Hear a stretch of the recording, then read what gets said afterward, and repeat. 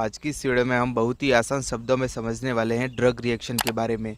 यानी कि अगर आप नर्सिंग स्टाफ हो, हॉस्पिटल में काम करते हो या फिर गांव में क्लिनिक चलाते हो, तो उस कंडीशन में आप किसी मरीज को इंजेक्शन, टैबलेट या फिर कोई मेडिसिन देते हो जिसकी वजह से उसके शरीर में ड्रग रिएक्शन देखने को मिलता है। तो उस कंडीशन में आपको क्या क्या उस मरीज़ का ट्रीटमेंट करना चाहिए, कौन कौन सी ऐसी मेडिसिन और इंजेक्शन होती है जिसे उस मरीज़ को देकर उसे ठीक करना चाहिए, उन सभी टैबलेट और इंजेक्शंस के पॉपुलर ब्रांड नेम क्या क्या होते हैं, मेडिकल स्टोर पर ये किस नाम से मिलती है, उसमें क्या क्या कंटेंट प्रेजेंट रहता है और मेनली उसके डोज और साइड इफ़ेक्ट के बारे में आज की इस वीडियो में हम डिटेल में बात करने वाले हैं। अगर आप नर्सिंग स्टाफ हो तो आपको ये वीडियो देखना बहुत ज़रूरी होता है, क्योंकि आप अगर हॉस्पिटल में काम कर रहे हो और आपने किसी पेशेंट को टैबलेट या फिर इंजेक्शन दी तो वह रिएक्शन कर गया, तो उस कंडीशन में डॉक्टर अगर उपलब्ध नहीं है तो आपको ही उसका ट्रीटमेंट करना होता है। तो उस कंडीशन में हमें कौन कौन से ऐसे इंजेक्शन होते हैं जिसका यूज़ करके उस पेशेंट को ठीक किया जाता है, वो आज की इस वीडियो में हम बात करने वाले हैं। सो वीडियो बहुत ही यूज़फुल होने वाली है ऑल द मेडिकल स्टूडेंट या फिर जो गांव में क्लिनिक चलाते हैं, नर्सिंग स्टाफ है, पैरामेडिकल स्टाफ है, इन सभी के लिए। सो आगे बढ़ने से पहले वीडियो को लाइक कर दीजिएगा। चैनल पर अगर पहली बार विजिट कर रहे हो तो चैनल को प्लीज़ सब्सक्राइब कर दीजिएगा। तो चलिए वीडियो को शुरू करते हैं और सबसे पहले अपन देखते हैं what is a drug reaction, यानी कि ड्रग रिएक्शन क्या होता है, उसका जनरल इंट्रोडक्शन देखेंगे। सो अगर कोई हम मेडिसिन या फिर इंजेक्शन या फिर कोई टैबलेट लेते हैं तो उस कंडीशन में जब हमारा जो इम्यून सिस्टम होता है, यानी कि जिसे रोग प्रतिरोधक क्षमता कहता है, वह उस मेडिसिन को डिटेक्ट करने की कोशिश करता है और यह पता लगाने की कोशिश करता है कि यह दवाई या फिर यह इंजेक्शन उसके बॉडी के लिए हार्मफुल तो नहीं है।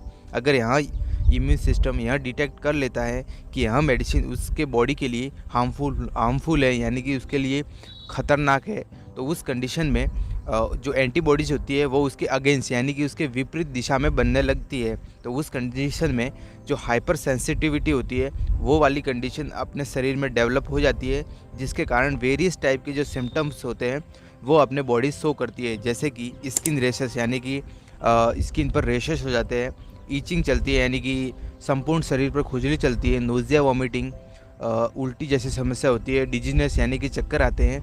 तो ये hypersensitivity due to drug की वजह से कुछ ऐसी मेडिसिन होती है या फिर कुछ ऐसे इंजेक्शन होते हैं जिनकी वजह से ड्रग रिएक्शन शो करता है और उन्हीं की वजह से ये सिम्टम अराइज होते हैं। वीडियो में आगे बढ़ते हैं और आगे अपन देखते हैं common symptoms of the drug reaction, यानी कि जो ड्रग रिएक्शन होता है तो उस कंडीशन में मरीज़ के अंदर क्या क्या सिम्टम्स देखने को मिलते हैं उसके बारे में देखेंगे। तो सबसे पहला होता है स्किन रेशेस, यानी कि जो उसकी स्किन होती है उस पर रेशेस बनना चालू हो जाता है, रेड रेड। ईचिंग यानी कि संपूर्ण शरीर पर खुजली चलना, स्वेलिंग आना, शॉर्टनेस ऑफ ब्रीदिंग यानी कि उसको सांस लेने में तकलीफ होना, नोज़िया एंड वॉमिटिंग यानी कि जी में चलाना, उल्टी जैसी समस्या होना, डिजीनेस यानी कि चक्कर आना, वीकनेस कमजोरी होना, स्नीजर यानी कि उसको जर्किंग मूवमेंट यानी कि झटके आना, रेस्टलेसनेस और इन द सीवियर केसेस वहाँ लॉस ऑफ कॉन्शियसनेस यानी कि वह बेहोश भी हो सकता है। नेक्स्ट अपन देखते हैं कौन कौन सी ऐसी मेडिसिन होती है, यानी कि कौन कौन से ऐसे इंजेक्शन और टैबलेट होती है जो कि कॉमनली ड्रग रिएक्शन को शो करती है। तो सबसे पहले हम एंटीबायोटिक यानी कि जो बैक्टीरियल इन्फेक्शन को किल करती है या फिर सेकेंडरी इन्फेक्शन को प्रिवेंट करती है, तो उस कंडीशन में हम एंटीबायोटिक टैबलेट देते हैं। तो एंटीबायोटिक टैबलेट में जो मोस्ट कॉमन टैबलेट होती है वो होती है पेनिसिलिन टैबलेट, आप इमेज में भी देख सकते हो। सो पेनिसिलिन टैबलेट के लेने के बाद ये कॉमन मेडिसिन होती है जिसके बाद आपके अंदर ड्रग रिएक्शन हो सकता है। इसके अलावा एनाल्जेसिक यानी कि पेन किलर में एस्पिरिन टैबलेट, आइबुप्रोफिन टैबलेट, इनके लेने के बाद भी आपके अंदर ड्रग रिएक्शन हो सकता है। या फिर कैंसरस ड्रग या फिर जो ऑटो इम्यून ड्रग्स होती है, इन सभी ड्रग्स को लेने के बाद आपके अंदर ड्रग रिएक्शन शो हो सकता है। आगे इसके संपूर्ण ट्रीटमेंट के बारे में देखेंगे। ओके, सो नेक्स्ट वीडियो में आगे बढ़ते हैं और नेक्स्ट अपन देखेंगे treatment of the drug reaction, यानी कि अगर किसी व्यक्ति के अंदर ड्रग रिएक्शन हो रहा है किसी मेडिसिन या फिर इंजेक्शन लेने के बाद, तो उस कंडीशन में हमें क्या क्या ट्रीटमेंट देना चाहिए, कौन कौन से ऐसी मेडिसिन और इंजेक्शन होती है जिसका उपयोग किया जाता है। So first of all upon injections के बारे में डिस्कस करेंगे। सो सबसे पहले नीम यानी कि उसके इंजेक्शन का क्या नाम बताएं, कॉम्पोजिशन के बारे में देखेंगे और रूट के बारे में देखेंगे। सो सबसे पहला जो हमारा इंजेक्शन होता है वो होता है एविल इंजेक्शन, आप इमेज में देख सकते हो। और दूसरा जो हमारा इंजेक्शन होता है वो होता है डेक्सोना इंजेक्शन।